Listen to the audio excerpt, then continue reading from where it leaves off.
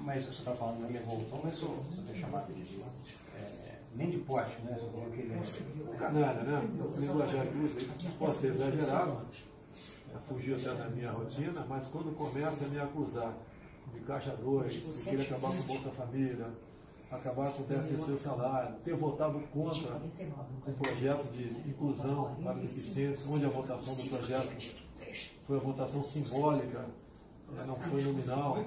Isso realmente nos irrita, nos deixa bastante chateado. Pode chegar um pouquinho mais para perto dele.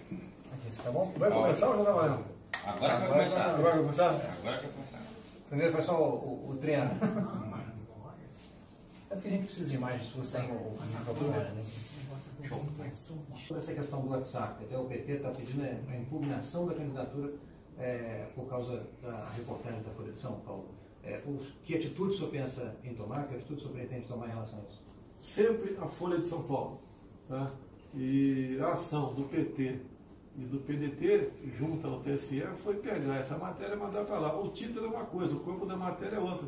Não existe a menor chance de prosperar mais essa fake news da Folha e também agora propalada pelo PT.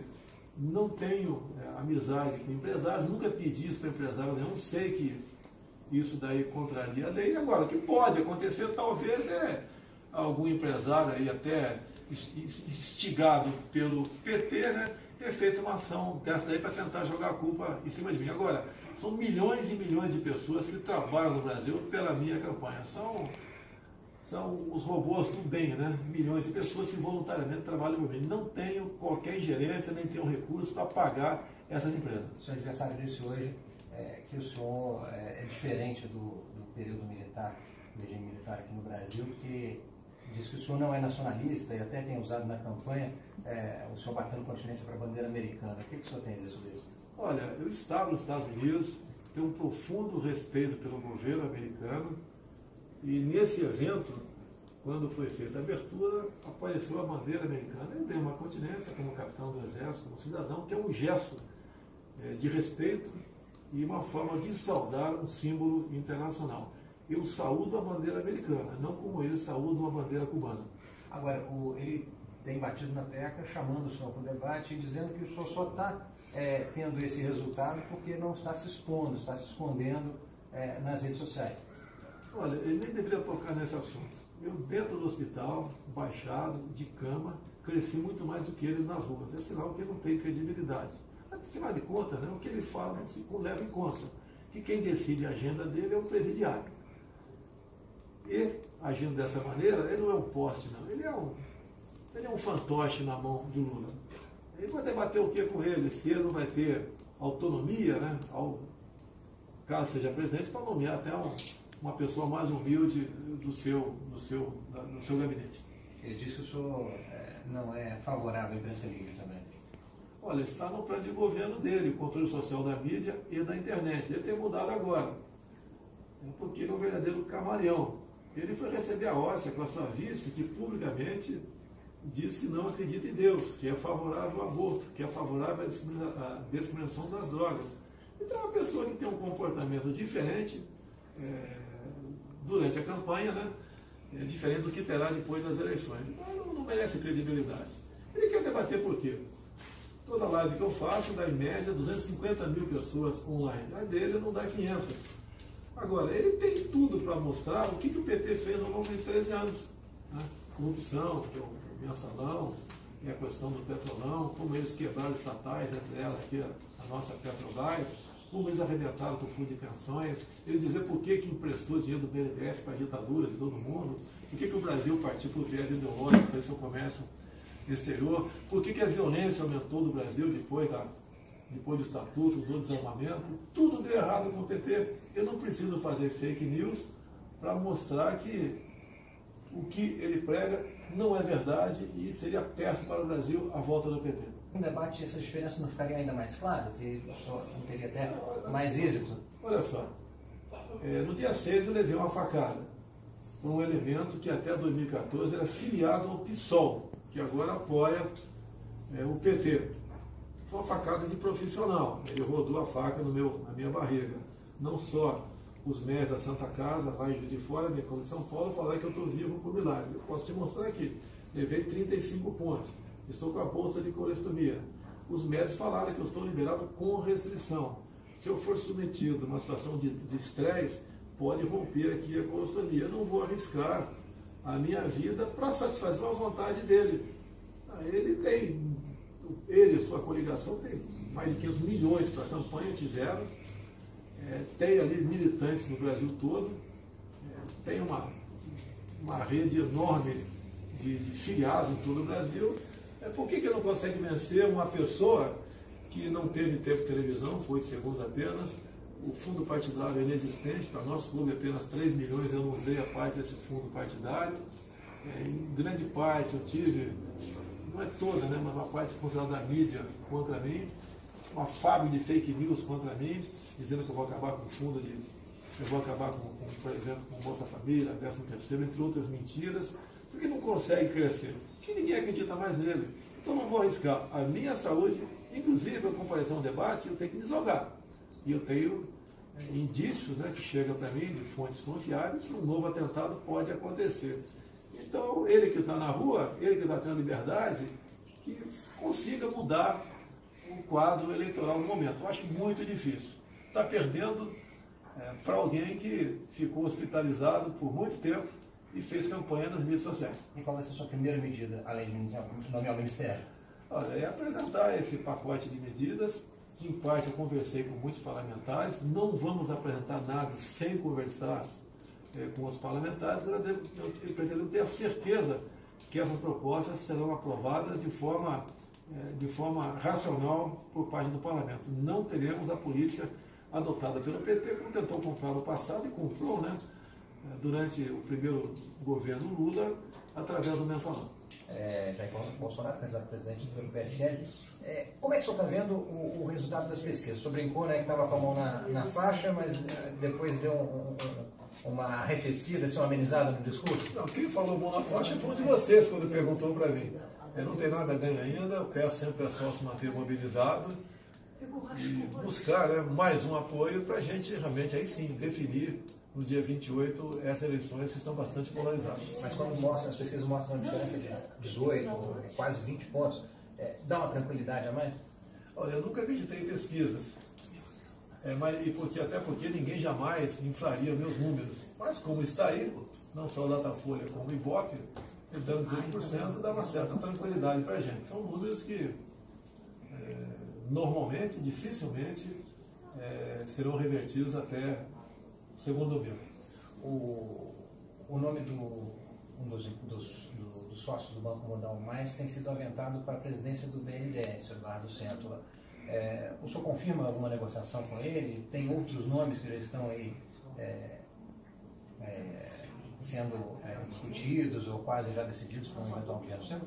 Olha, eu tenho pouco conversado com o Paulo Guedes nos últimos dias. Eu dei carta branca para que nomes fossem sugeridos. E esses nomes chegarão ao nosso conhecimento depois das eleições. E nós decidiremos a efetivação ou não.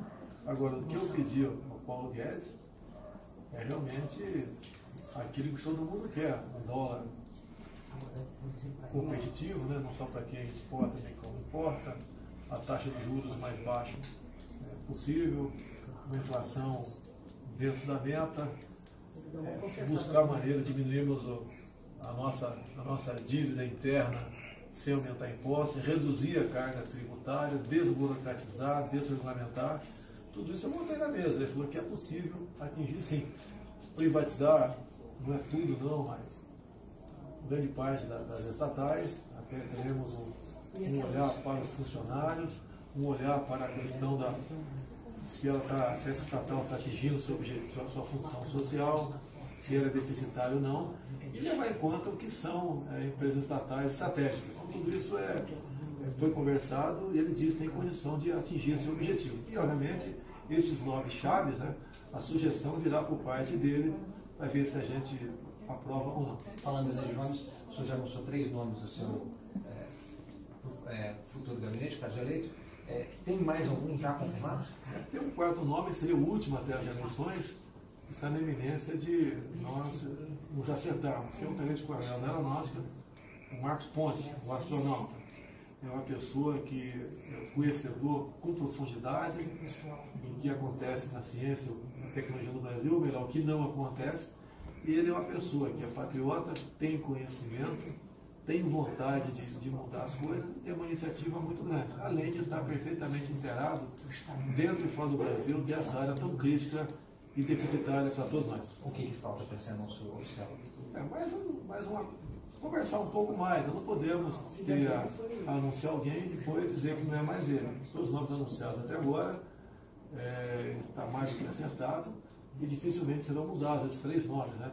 Da Economia, o Paulo Guedes, da Defesa, o general Heleno, e da Casa Civil, o deputado Onick Lorenzoni. E em relação à questão econômica, saiu uma reportagem do Estadão também falando que um dos estudos da sua equipe econômica seria a desoneração da folha, mais diferentemente do que foi feito no governo Dilma, que foram alguns setores específicos, seria uma coisa mais ampla para tentar diminuir os custos para o empresariado e gerar mais emprego. É isso que o senhor disse? Isso que o senhor quer dizer quando fala tirar o Estado do cangote do empresário? Olha, tem a ver com muita coisa. A Inglaterra, 20 e poucos anos atrás, diminuiu sua carga tributária. A França mesmo diminuiu e deu certo. Sabemos que existe diferença entre nossas economias. Mas se nós deixarmos como está, temos a certeza que o Brasil quebra. E nós temos que arriscar. E essa forma de arriscar é sem causar mais sacrifício, transtorno para a população brasileira. Mas o senhor confirma essa hipótese, esse estudo? Está estudado, estudo sim. Até porque nós não queremos fazer como governos anteriores, onde apenas setores que interessavam, a gente chama de amigos do rei, foram contemplados. E com isso, eu acho que a desoneração tem que atingir de forma positiva todo o setor produtivo brasileiro. E como é que o senhor vê, é verdade que o senhor estaria revendo a proposta de fusão do Ministério do Meio Ambiente com o da Agricultura? O senhor sabe disso nesse sentido? Não, não procede. Chama de fake news aí. Tem países, e até estados aqui no Brasil, que juntou essas duas pastas, né, que seriam secretarias. Nós não podemos continuar com 2 ministérios antagônicos, apesar de não cedermos às pressões políticas para essas nomeações. Os parlamentares têm visitado, têm tocado nesse assunto, voltando para que haja então o interesse político disso. Essa questão da fusão, a revisão da fusão do Ministério da Agricultura e do Meio Ambiente está descartada? Não, até o momento está garantida essa fusão. Eu tenho dito, inclusive, que o ministro desse superministério será indicado pelo setor produtivo. Logicamente que a bancada do agronegócio e que trata também da agricultura familiar terá seu peso nessa indicação. Nós não podemos ter o progresso do Brasil levado para o lado xiita, como, por exemplo, licenças ambientais. Muitas vezes você quer fazer uma coisa e essa licença leva mais de 10 anos. Você não pode continuar acontecendo isso. A questão da multagem também, que as multagens, de acordo com a emenda à Constituição 81, leva para a expropriação do imóvel. E isso é uma pena que extrapola a pessoa que, porventura, tenha cometido esse delito. E essa fusão, com toda certeza, além de pacificar essa área tão importante para nós, trará tranquilidade ao setor produtivo, que é um dos poucos que está dando certo no Brasil. O deputado Onick Lorenzoni falou de uma possibilidade de cortar 20 mil cargos comissionados, se não me engano, logo no início do governo. Como é que seria isso? Eu acho que ele extrapolou nos números, já conversei com ele, tanto é que ele não sabia o número exato. Pretendemos diminuir sim os cargos de comissão, mas os comissionados são muito importantes para a governabilidade. Eu, como parlamentar, 28 anos deputado federal, usei desse tipo de serviço. E, por exemplo, tem ministério que você vai precisar sim no trabalho dos comissionados, até porque, de acordo com o Ministério, existe uma maior ou menor aparelhamento ideológico daquele Ministério. E os comissionados são muito bem-vindos nesse momento. Mas existe o interesse, a ideia de cortar, e qual o percentual, qual o quantitativo seria? Nós temos em torno de 23 mil comissionados, pelo menos metade nós cortaremos. Tá? Essa que é a nossa intenção. Nós achamos que o número é exagerado para as necessidades do Brasil. Da última vez que a gente se encontrou, o senhor chegou a falar da intenção de ter Forças Armadas fazendo um patrulhamento nas ruas, mas diferentemente do que está sendo feito aqui, que o senhor até falou que vai acabar a intervenção não vai renovar a intervenção caso o senhor seja eleito. Como é que seria isso? Como é que seria essa participação das Forças Armadas no patrulhamento de rotina? É isso mesmo, eu entendi errado? Olha, o presidente da República tem que ter responsabilidade. Essa intervenção aqui no Rio de Janeiro nasceu na quarta-feira de cinzas, sem qualquer planejamento. O próprio comandante militar do Leste, o comandante do Exército foram surpreendidos. As Forças Armadas não podem continuar sendo tratadas dessa maneira. E o jargão militar, quem dá missão dá os meios. Nós não podemos colocar as Forças Armadas na rua sem uma retaguarda jurídica. Imagina um soldado engajado com 21 anos de idade, em havendo um confronto, e ele, por exemplo, vindo atirar, e o marginal morrer com mais de 3 ou 4 tiros, ele responder por excesso.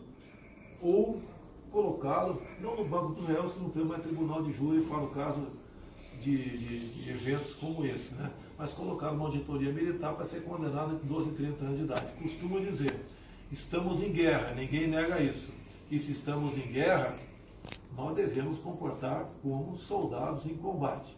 O militar entrando em operação, o lado do inimigo, aqueles que portam armas de guerra, caso venha a ser abatidos, do lado de cá, o nosso soldado tem que ser condecorado e não processado.